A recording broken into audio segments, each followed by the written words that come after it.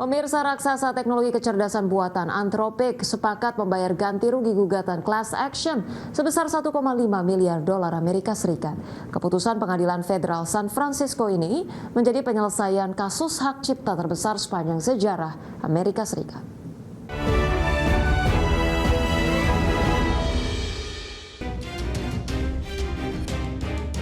Penyelesaian kasus hak cipta terbesar dalam sejarah hukum Amerika Serikat resmi disetujui oleh Hakim Distrik Araceli Martinez Olguin di San Francisco. Melansir dari laporan Reuters, pengembang chatbot cloud yakni Anthropic menyetujui pembayaran ganti rugi senilai 1,5 miliar dolar Amerika. Kesepakatan ini mengakhiri gugatan class action yang diajukan oleh sekelompok penulis atas dugaan pelanggaran hak cipta buku. Anthropic terbukti menyimpan lebih dari 7 juta buku bajakan ke dalam perpustakaan pusat untuk kebutuhan pengembangan model AI. Hakim William Elsop sebelumnya memutuskan bahwa perusahaan yang disokong Amazon dan Alphabet ini melanggar hak cipta para penulis. Menggunakan jutaan karya tanpa izin sejak tahun 2024, Anthropic terancam potensi kerugian hingga ratusan miliar dolar Amerika jika kasus berlanjut ke persidangan. Tim pengacara utama para penulis yakni Justin Nelson menyambut gembira putusan final pengadilan yang memenangkan kliennya tersebut. Pihaknya kini fokus mempersiapkan mekanisme distribusi dana pembayaran kepada para Pemirsa, pemerintah hingga kini belum menetapkan lokasi Pusat Finansial Internasional Indonesia atau PFII atau kawasan PFII yang kemudian dipilih nantinya tidak akan berada di dalam kawasan ekonomi khusus untuk menghindari tumpang tindih status. Menteri Keuangan Purbaya Yudi Sadewa mengungkapkan pemerintah belum menetapkan lokasi Pusat Finansial Internasional Indonesia atau PFII. Adapun sesuai Undang-Undang PFII, kewenangan penetapan lokasi berada di tangan Menteri Keuangan. Meski demikian, keputusan baru akan diambil setelah tim melakukan evaluasi terhadap seluruh usulan yang masuk. Menurut Menteri Keuangan, jika terdapat usulan lokasi PFII yang berada di kawasan ekonomi khusus, nantinya status KEK tersebut dapat diubah untuk menghindari tumpang tindih status antara KEK dan PFII. Selain itu, lokasi PFII juga harus memiliki infrastruktur yang memadai atau mudah dikembangkan serta mampu menarik minat investor asing. Itu kan di undang-undang tuh Menteri Keuangan yang menentukan pada akhirnya. Menteri Keuangan yang menentukan pada akhirnya. Tapi nanti kita lihat yang proposal masuk seperti apa.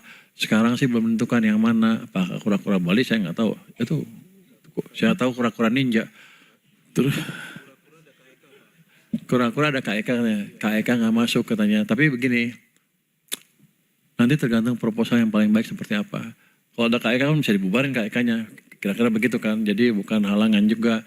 Tapi pada dasarnya kita akan lihat yang terbaik seperti apa. Yang jelas di situ harus infrastrukturnya bisa dibangun dengan mudah atau sudah ada sebagian dan tempatnya menarik bagi investor asing yang banyak duit untuk datang. Menteri Keuangan Purbaya menargetkan operasional Pusat Finansial Internasional Indonesia dapat realisasi pada tahun ini. Percepatan tersebut didorong oleh tingginya permintaan di tengah ketidakpastian ekonomi global. Jakarta, Raharjo Patmo, IDX Channel.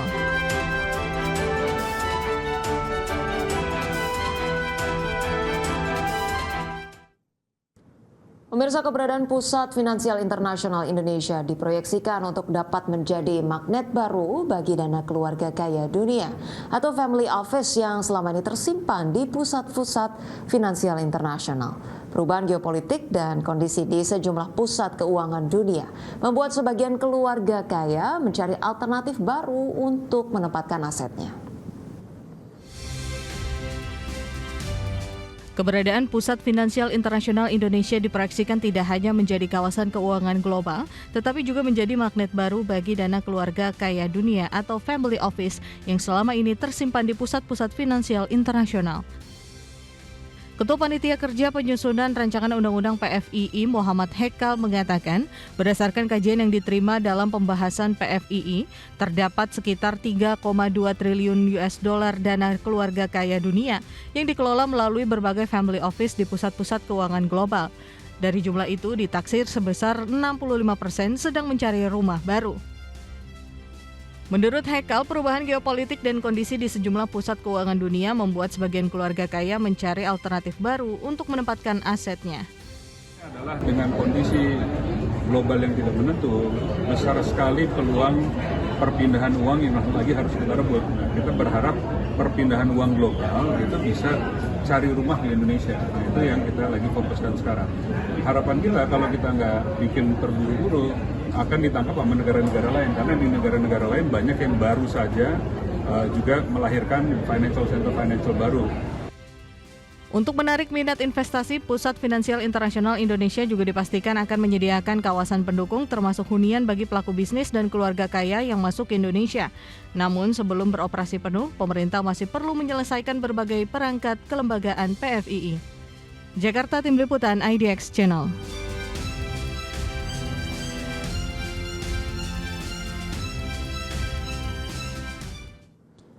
Pemirsa, Ekonom Universitas Paramadina Wijayanto Samirin mengingatkan pemerintah agar tidak hanya berfokus mengejar aliran modal dari dana keluarga kaya dunia atau family office, tetapi juga memastikan sistem pengawasan dan tata kelola mampu mencegah kejahatan keuangan.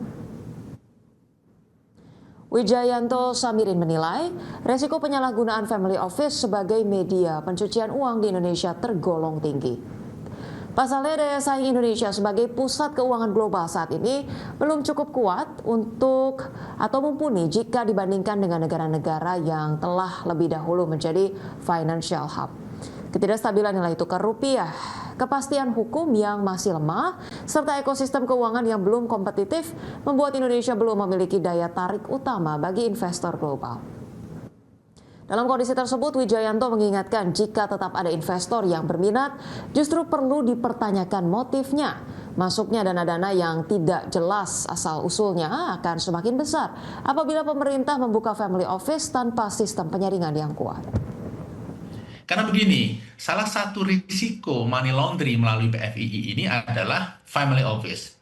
Kalau kita masuk family office, itu bisa investasi melalui berlayer-layer SPV. Dan itu sulit didetek, apalagi undang-undang PFII ini tidak mensyaratkan bahwa investor harus mendisclose UBO, Ultimate Beneficiary Owner. Nah, ini jadi menurut saya aspek yang harus mendapatkan perhatian. Makanya sama dengan apa yang disampaikan oleh Mas Arief, tapi saya lebih tajam. Saya mengatakan RUU ini masih terlalu hijau untuk segera dipaksakan diratifikasi. Karena begitu ini salah langkah.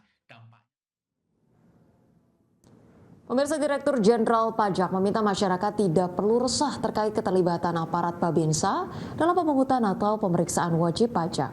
Kolaborasi dengan aparat dimaksudkan untuk mendapatkan informasi teknis di daerah tertentu yang dibutuhkan dalam rangka memperkuat penerimaan negara.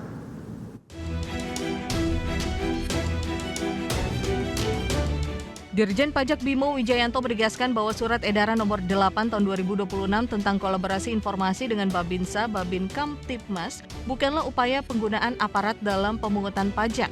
Karena itu Bimo meminta masyarakat tidak perlu resah terkait isi surat edaran tersebut, termasuk anggapan bahwa petugas pajak akan melibatkan Babinsa atau Babinkamtibmas dalam pemungutan atau pemeriksaan wajib pajak.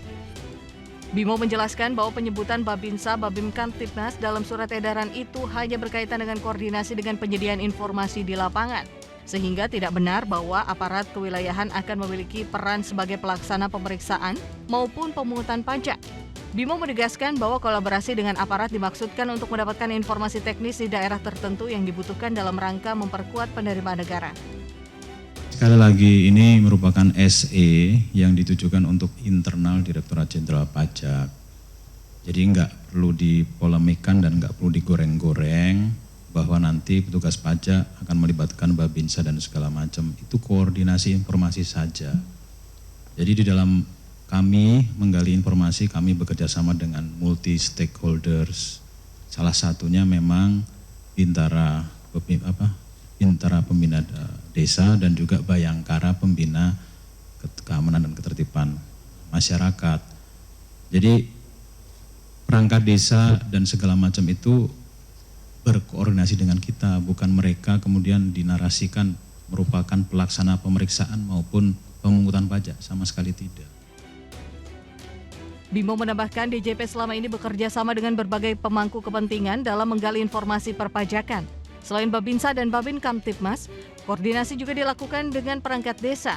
Namun kerjasama tersebut semata-mata bertujuan memperoleh data dan informasi yang diperlukan untuk mendukung pelaksanaan tugas petugas pajak, bukan memberikan kewenangan kepada pihak-pihak tersebut untuk melakukan tindakan pemeriksaan terhadap wajib pajak. Jakarta, Raharjo Patmo, IDX Channel.